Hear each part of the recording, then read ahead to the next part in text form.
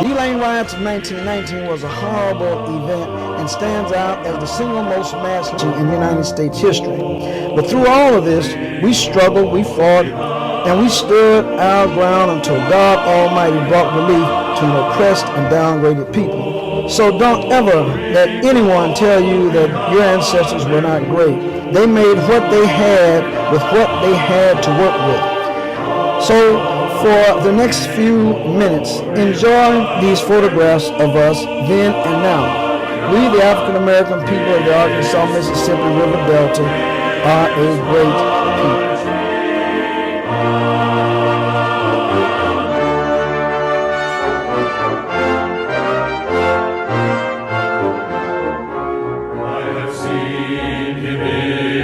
Watchfires of 100 circling camps, they have builded him an altar in the evening dews and damps. I can read his righteous sentence in the dim and flaring lamps. His day is marching on. Glory, glory, hallelujah. Glory, glory, hallelujah. Glory, glory, hallelujah. His truth is marching on.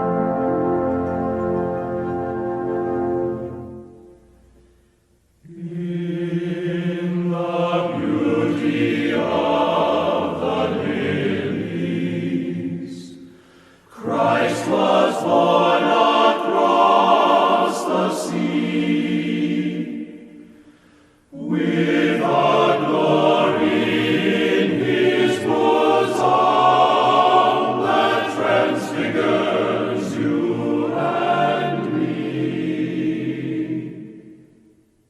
As he died to make man.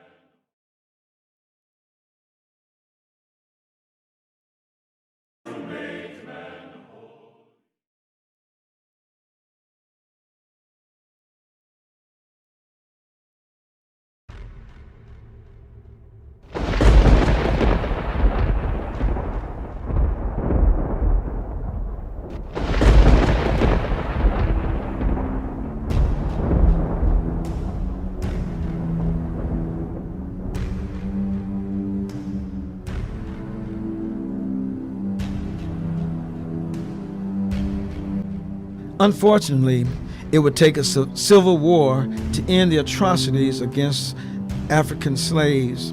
The Southern Confederacy believed that the African slaves were less than human, that the Negro is not equal to the white man, that slavery, subordination to the superior white race, is his natural and normal condition, quotes Vice President Alexander Stephens in his cornerstone speech. But Abraham Lincoln refused to let America be divided. After the attack at Fort Sumter, South Carolina, the struggle for freedom began. Families were divided, brother against brother. There were numerous casualties on both sides, but the Union Army prevailed and the Confederacy was defeated, crushed, and went back home disillusioned. The Emancipation Proclamation freed the slaves, and along with a period of reconstruction, slaves assimilated into the fabric of the American society, and the slave society of the South was gone with the wind. The Union Army that defeated the Confederate soldiers at Helena was led by General Samuel Curtis, who turned the fort named after him into a country band camp for newly freed slaves. At Helena, they could either stay or catch a steamboat up the Mississippi River to Illinois. During Reconstruction, blacks were given the right to vote, and they used it to help themselves. However, white Southerners were still fighting the war using guerrilla tactics. They were determined to keep their feet on the back of the black man so that he could not rise and have any economic or political freedom. But one black man by the name of William Gray rose up in Helena and became Helena's first black lawyer and legislature. His grave is in Magnolia Cemetery today. To add insult to injury, ex-Confederate soldiers, led by former Confederate General Nathan Bedford Forrest, organized the Ku Klux Klan and began to terrorize black landowners and any black who would even look at a white woman. They raped, they murdered, they took land, and they lynched. Phillips County, Arkansas had the most lynchings than any other county in the United States, brought on by a massacre of black sharecroppers at Elaine, Arkansas. All they wanted was fair wage for their crops, just like their white counterparts. And it was truly sad. It's truly been a struggle for the people in eastern Arkansas and many other places. But we fought on. Those who were downtrodden and poor rose up and began to study.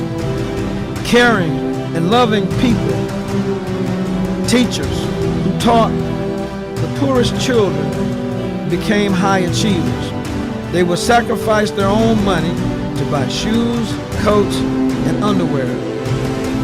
Yes, we fought on. The Brown versus Board of Education decision, led by then attorney Thurgood Marshall, removed laws that kept black people from attending predominantly white schools.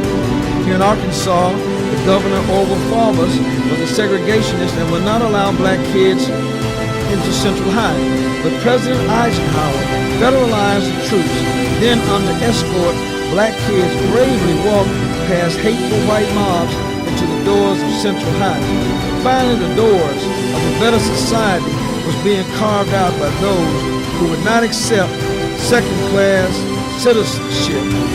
They were organized by Mrs. Daisy Bates and became known as the Little Rock Nine.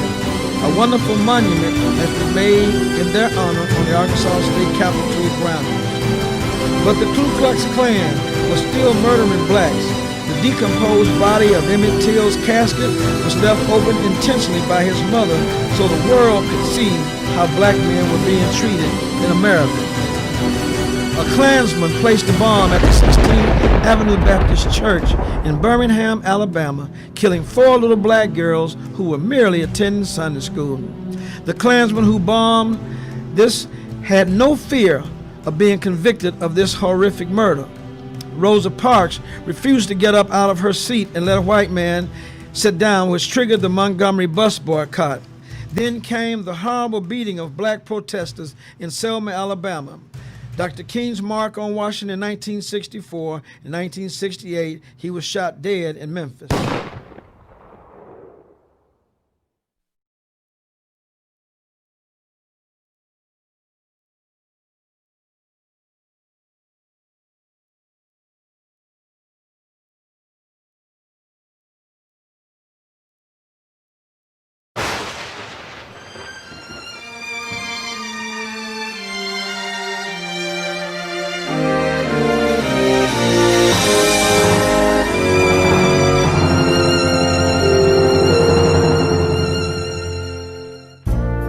We say to America is be true to what you said on paper.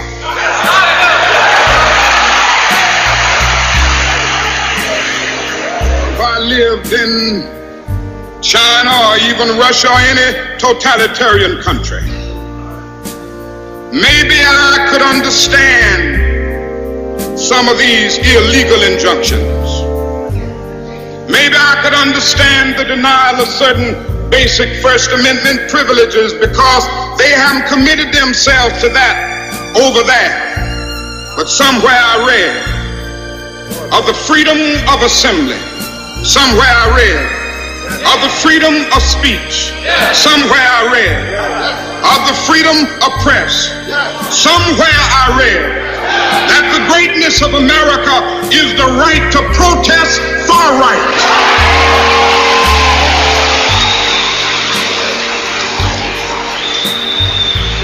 And so just as I say we aren't going to let any dogs or water hoses turn us around, we aren't going to let any injunction turn us around.